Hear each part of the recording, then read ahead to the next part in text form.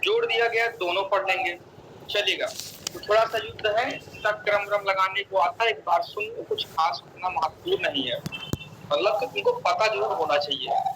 जैसे कि पहला युद्ध हुआ तराइन का युद्ध। तराइन का युद्ध 1191 में पृथ्वीराज और मोहम्मद गोरी के बीच हुआ था, और आपको पता होगा इसमें मोहम्मद गोरी की हार हुई थी। उसके बाद तुरंत तराइन का दूसरा युद्ध हुआ था 1192 में, और ये भी मोहम्मद गोरी और पृथ्वीराज तृतीय के बीच हुआ था, और इसमें लेकिन मोहम्मद गोरी की जीत हुई थी, आपको ध्यान रखना है। उसके बाद दोस्तों चंदावर का युद्ध हुआ था। चंदावर युद्ध 1194 में मोहम्मद गोरी और जयचंद्र के बीच हुआ था, और चंदावर के युद्ध में आपको ध्यान रखना है मोहम्मद गोरी जो है जयचंद्र को हरा दिया था। उसके बाद पानीपत का पहला युद्ध हुआ था 1526 में बाबर और इब्राहिम लोदी के बीच में, जिसमें बाबर की जीत हुई थी। उसके बाद दोस्तों खानवा का युद्ध हुआ था 1527 में, इसके बीच में बाबर और राणा सांगा के बीच में, और इसमें भी बाबर विजयी रहा। उसके बाद दोस्तों चंदेरी का युद्ध हुआ 1528 में बाबर और मेदिनी राय के बीच में, और चंदेरी के युद्ध में दोस्तों बाबर लगातार जीतता जा रहा था, आपको ध्यान रखना है। उसके बाद दोस्तों घाघरा का युद्ध हुआ 1529 में, और घाघरा 1529 में बाबर ने पुनः जीत हासिल की अफगानों से, आपको ध्यान रखना है। चौसा का युद्ध 1539 में शेर शाह और हुमायूं के बीच हुआ, जिसमें दोस्तों हुमायूं की हार हो गई। कन्नौज का युद्ध, जिसको हम लोग कन्नौज या बिलग्राम का युद्ध कहते हैं, 1540 में हुआ, और इसमें भी दोस्तों शेर शाह ने हुमायूं को हरा दिया। उसके बाद दोस्तों पानीपत का सेकंड वार हुआ 1556 में अकबर और हेमू के बीच में, और इसमें अकबर की जीत हुई, आपको ध्यान रखना है। फिर तालीकोटा का युद्ध हुआ, इसको हम लोग राजछड़ी का युद्ध भी कहते हैं, 1565 में, और तालीकोटा के युद्ध में क्या हुआ था, विजयनगर साम्राज्य की हार हो गई थी, आपको ध्यान रखना है। फिर हल्दी घाटी का 1576 में अकबर और महाराणा प्रताप के बीच हुआ था, और आपको पता हो कि हल्दी घाटी में भी अकबर जीत गए थे। दोस्तों प्लासी का युद्ध 1757 में अंग्रेजों और सिराजुद्दौला के बीच हुआ था, और आपको पता होगा इसमें सिराजुद्दौला की हार हो गई थी। वांडी 1760 में अंग्रेजों और फ्रांसीसियों के बीच हुआ था, और वांडीवास युद्ध में फ्रांसीसियों की हार हो गई थी। पानीपत का तीसरा युद्ध 1761 में हुआ था अहमद शाह अब्दाली और मराठों के बीच में, जिसमें अहमद शाह अब्दाली की जीत हुई थी और मराठों की हार हो गई थी।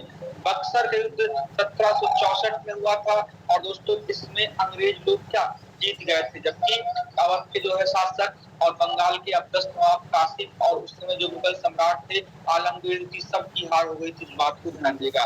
रोहेलखंड का युद्ध दोस्तों ये 1774 में रोहेलखंड का युद्ध हुआ था। खुर्दा का युद्ध, थोड़ा ध्यान देना, थोड़ा अच्छा क्वेश्चन है। खुर्दा का युद्ध ये थोड़ा कठिन लगता है परीक्षाओं में, तो आपको इसको ध्यान देना है। जो खुर्दा का युद्ध 1795 में हुआ था, और निजाम की दोस्तों हार हो गई थी, हैदराबाद के निजाम को उनको हराया गया था, तो आपको हाईलाइट करना है। खुर्दा युद्ध कब हुआ था, 1795 में। प्रथम वर्ल्ड वार क्या स्वतंत्रता संग्राम 1857, 57 की क्रांति की बात की जा रही है। भारत चीन युद्ध कब हुआ, 62 में, आपको पता होगा भारतीय चीनी भाई भाई का नारा दिया गया, धोखा दे दिया था। उसके बाद पाकिस्तान के युद्ध, भारत और पाकिस्तान का पहला युद्ध 1965 में हुआ था, और दोस्तों उसके बाद द्वितीय पाक युद्ध कब हुआ था, 1971 में, आपको ध्यान रखना है। फिर तिवारा भी हुआ था दोस्तों, कारगिल वार चलेगा। हाँ, प्रथम वर्ल्ड वार कब हुआ था, 1914 से 18, और सेकंड वर्ल्ड वार कब चला दुनिया में दोस्तों, 48 से 45, नोट में लिखा हुआ, तो हाईलाइट कर लो, कुछ खास नहीं है। ये टॉपिक में कुछ विशेष बात नहीं है, ये सब तो ऐसे भी आप जब मेडवल पढ़ेंगे ना, तो वहां पर आपको ऐसे भी याद करने को मिलेगा, वहां पर सारे युद्ध लिखे हुए हैं, इसलिए मैंने इसको सिर्फ पढ़ के बता दिया है। हाँ, प्रमुख राजवंश और संस्थापक और राजधानी, अब ये भी आपका एंशियन हिस्ट्री का ही टॉपिक है।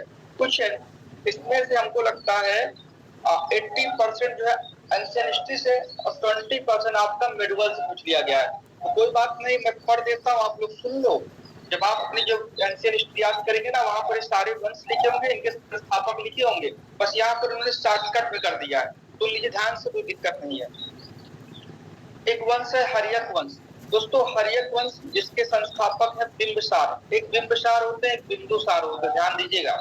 हर्यक वंश बिंबिसार, और इसकी राजधानी जो हर्यक वंश की थी राजगृह बनाई गई। दूसरा वंश जो है उसका नाम, इसके बाद जो वंश आया ना, उसका नाम है शिशुनाग वंश, और शिशुनाग वंश के संस्थापक का नाम था शिशुनाग। और इन्होंने राजधानी वैशाली बनाई, आपको ध्यान रखना है। फिर जो तीसरा वंश आया मगध पर, उसका नाम है नंद वंश, और नंद वंश के संस्थापक का नाम है महापद्म नंद, और इन्होंने राजधानी पाटलिपुत्र बनाया। उसके बाद मौर्य वंश आया, और मौर्य वंश के संस्थापक का नाम है चंद्रगुप्त मौर्य, और इन्होंने अपनी राजधानी पाटलिपुत्र ही बनाया। फिर अगला वंश आया दोस्तों शुंग वंश, और शुंग वंश के जो संस्थापक थे उनका नाम था पुष्यमित्र शुंग, और इन्होंने भी अपनी राजधानी पाटलिपुत्र ही बनाया। फिर शुंग के बाद आया कर्ण वंश, और कर्ण वंश के संस्थापक का नाम है वासुदेव। आपको ध्यान रखना, इन्होंने भी अपनी जो राजधानी है पाटलिपुत्र चुना। दोस्तों उसके बाद सातवाहन आया, सातवाहन के दोस्तों संस्थापक का नाम सिमुक है, और इन्होंने राजधानी प्रतिष्ठान को चुना। तो आपको ध्यान रखना है, सातवाहन सिमुक राजधानी प्रतिष्ठान।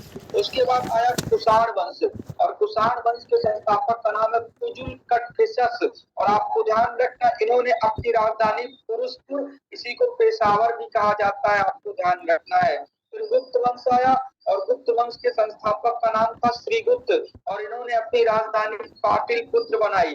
फिर आपका वकाटक वंश आया, कई बार एमपीएससी परीक्षा में पूछा था कि वकाटक वंश के संस्थापक कौन है, विंध्यन शक्ति आपको हाईलाइट कर लेना है। हूण वंश, दोस्तों हूण वंश के संस्थापक का नाम है तोरमाण, और इसकी राजधानी है सियालकोट, हाईलाइट कर लेना है।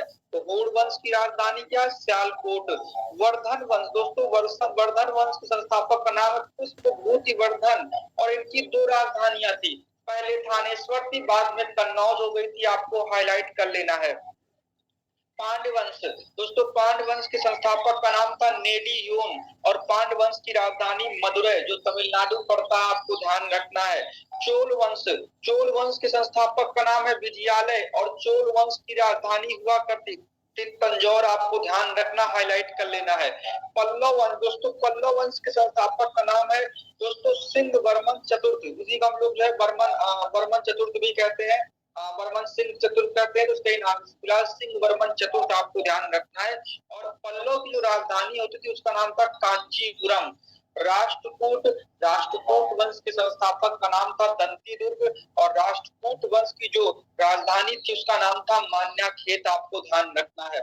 उसके बाद दोस्तों चालुक्य कल्याणी, अब यहाँ पे समझिएगा, चालुक्य जो है तीन नाम से चालुक्य वंश चलते थे, एक चालुक्य कल्याणी, एक चालुक्य बादामी, और एक चालुक्य बेंगी। तो आपको ध्यान रखना, मतलब चालुक्य वंश था, इसके तीन नाम से जो है इस जो है शासक ने शासन किया है। एक का नाम है चालुक्य कल्याणी, तुमसे पूछे कि चालुक्य कल्याणी वंश का संस्थापक कौन था, तैलप द्वितीय था, और इसकी राजधानी मान्याखेत और कल्याणी दोनों बनी, आपको ध्यान रखना है। एक चालुक्य बादामी होते थे, तो चालुक्य जो बादामी वंश है उसके संस्थापक का नाम था जयसिंह प्रथम, और इनकी राजधानी वातापी। तो आपको ध्यान रखना है, जो आपका चालुक्य बादामी है इसके संस्थापक का नाम जयसिंह प्रथम, और इनकी राजधानी वातापी। एक थे चालुक्य वेंगी, और दोस्तों वेंगी का संस्थापक विष्णुवर्धन होता था, और इसकी राजधानी वेंगी। अगर याद करने में दिक्कत हो तो चालुक्य का जो वेंगी है ना, वास्य वेंगी याद कर लो, और वास्य विष्णुवर्धन याद कर लो, वास्य राजधानी वेंगी याद कर लो, कोई दिक्कत नहीं है। अगर याद करने में दिक्कत हो चालुक्य का बादामी है तो बादामी को बादामी याद कर लो, इसकी राजधानी वातापी हो जाएगी। इस तरह से सेट कर लेना जिससे कंफ्यूजन ना हो। दोस्तों बात करते हैं होयसल वंश।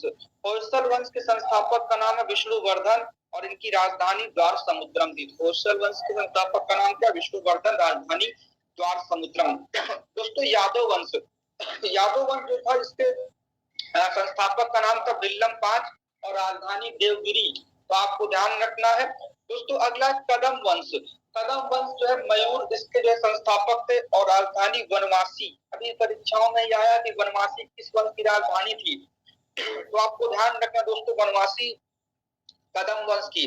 काकती वंश, दोस्तों काकती वंश के संस्थापक का नाम बीटा प्रथम, और राजधानी अमकुंड है, आपको हाईलाइट कर लेना है काकती वंश का भी।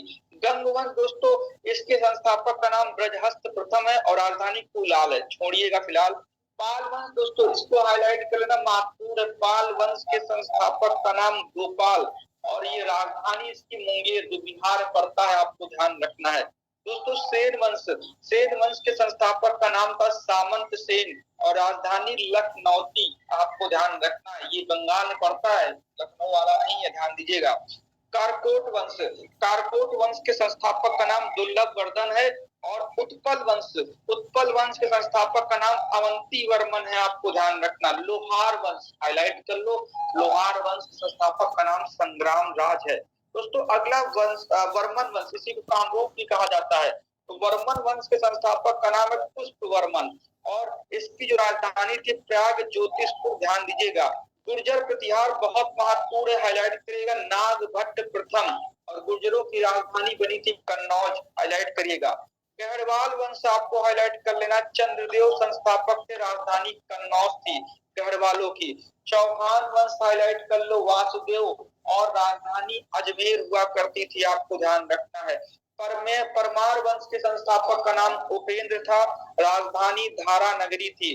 चंदेल वंश दोस्तों इसके संस्थापक का नाम नन्नुक था और चंदेलों की राजधानी पहले खजुराहो थी, बाद में महोबा, दोनों राजधानियां थी, आपको ध्यान रखना है। सोलंकी वंश की राजधानी सोलंकी वंश संस्थापक का नाम मूलराज है और राजधानी क्या थी, अहिलवाड़ थी, आपको ध्यान रखना है। कलचुरी वंश दोस्तों, कलचुरी वंश जो है इसके संस्थापक का नाम है कोकरले और राजधानी क्या थी, त्रिपुरी थी, आपको ध्यान रखना है, हाईलाइट कर लीजिएगा। गुलाम वंश संस्थापक का नाम कुतुबुद्दीन ऐबक, राजधानी दिल्ली। खिलजी वंश के संस्थापक का नाम जलालुद्दीन खिलजी, राजधानी दिल्ली। तुगलक वंश के गयासुद्दीन तुगलक, दिल्ली। सैयद वंश के खिज्र खां, दिल्ली। लोधी वंश के बहलोल खां, दिल्ली। और आपके संगम वंश के संस्थापक का नाम हरिहर एवं गुप्ता, विजयनगर। सालू वंश दोस्तों बहुत महत्वपूर्ण वंश है ये सब। सालू वंश संस्थापक का नाम नरसिंह सालू और राजधानी विजयनगर। अरावीडू वंश के संस्थापक का नाम तिरुमल, तो आपको ध्यान रखना है, इनकी राजधानी पेनुकोंडा। तुलु वंश के संस्थापक का नाम वीर नरसिंह तुलु, राजधानी विजयनगर, आपको हाईलाइट कर लेना ये सभी। बहमनी वंश के संस्थापक का नाम हसन गंगू, राजधानी गुलबर्ग होती थी। आदिल शाही वंश के संस्थापक का नाम आदिल शाह, राजधानी बीजापुर, हाईलाइट कर लेना। निजाम शाही वंश के संस्थापक का नाम मलिक अहमद और राजधानी अहमदनगर। इमाद शाही वंश दोस्तों फतेहुल्लाह इमाद शाह, राजधानी बरार। कुतुब शाही वंश के संस्थापक का नाम कुली कुतुब शाह, राजधानी गोलकुंडा। और बरीद शाही के अमीर अली बरीद, बीदर। सरकी वंश बहुत महत्वपूर्ण है, संस्थापक मलिक सरवर, राजधानी जौनपुर। और मुगलों की बाबर, दिल्ली और आगरा के चलकर। भोसले वंश शिवाजी के द्वारा बनाया गया, राजधानी रायगढ़ की, आपको ध्यान रखना है। और हैदराबाद को आजाद करने का कार्य निजामुल मुल्क द्वारा किया गया, राजधानी। तो भैया ये तो आपको जो है जब आप मेडुअल और एंशिएंट पढ़ेंगे तो वहां पे आपको याद हो जाएगा, लेकिन कुछ वंश बहुत महत्वपूर्ण है, आपको याद कर लेना है। दोस्तों सामाजिक और सुधार अधिनियम पढ़ने हैं, लास्ट टॉपिक बचा हुआ है, 2 और चलिएगा, हाईलाइट करिएगा। शिशु वध पर प्रतिबंध दोस्तों, शिशु वध पर प्रतिबंध लगाने का कार्य सर्वप्रथम वैले जली ने किया और कब लगाया, 1798 से 1805 के बीच दोस्तों इन्होंने शिशु वध को रोक लगाया। और क्यों लगाया दोस्तों, जो शिशु वध उनकी हत्या की जा रही थी इसके लिए, तो आपको हाईलाइट कर लेना है। शिशु वध पर रोक लगाने का कार्य दोस्तों वैले जली के द्वारा किया गया। सती प्रथा पर दोस्तों रोक, सती प्रथा दोस्तों रोक लॉर्ड विलियम बेंटिंक ने राजा राममोहन राय के सहयोग से 1829 में लगाया, आपको पता होगा।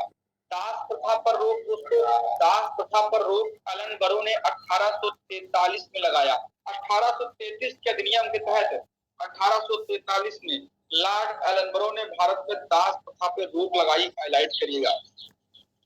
हिंदू विधवा पुनर्विवाह अधिनियम लॉर्ड कैनिंग के शासनकाल में पारित हो गया और 1856 में, तो आपको ध्यान रखना है, हिंदू विधवा पुनर्विवाह अधिनियम 1856 में लॉर्ड कैनिंग और ईश्वर चंद्र विद्यासागर के सहयोगों से दोस्तों सफल हो गया। नेटिव मैरिज एक्ट दोस्तों ये कब आया, नॉर्थ बुक के शासनकाल में 1872 में, अंतरजातीय विवाह से संबंधित है, तो आपको ध्यान रखना native marriage act, north book 1872 और इंटरकास्ट मैरिज। दोस्तों अगला है एज ऑफ कंसेंट एक्ट। दोस्तों एज ऑफ कंसेंट जो एक्ट है ये लैंसडाउन के शासनकाल में 1891 में आया था और इसमें लड़कियों के लिए विवाह की आयु 12 वर्ष निर्धारित की गई, हाईलाइट कर लीजिएगा, age of consent act. Sharda अधिनियम दोस्तों ये लॉर्ड इरविन के शासनकाल में आया था 1930 में, जिसके तहत दोस्तों लड़कों के शादी की उम्र 18 वर्ष और लड़कियों की मिनिमम शादी की उम्र 14 वर्ष रखी गई। आपको हाईलाइट कर लेना है, शारदा एक्ट 1930 इरविन के शासनकाल में। दोस्तों कुछ मुस्लिम आंदोलन है, उनको खत्म कर देते हैं। फरैजी आंदोलन दोस्तों, फरैजी आंदोलन 1838 में दोस्तों बंगाल में चलाया गया था और इसके संस्थापक थे हाजी सरदुल्ला और दादू मियाँ। तो फराजी आंदोलन 1838 दोस्तों बंगाल में और इसके संस्थापक का नाम था दादू मियाँ। ताइनी आंदोलन दोस्तों, ताइनी आंदोलन 1839 ढाका करामत अली। तो आपको ध्यान रखना है, ताइनी 1839 ढाका करामत अली।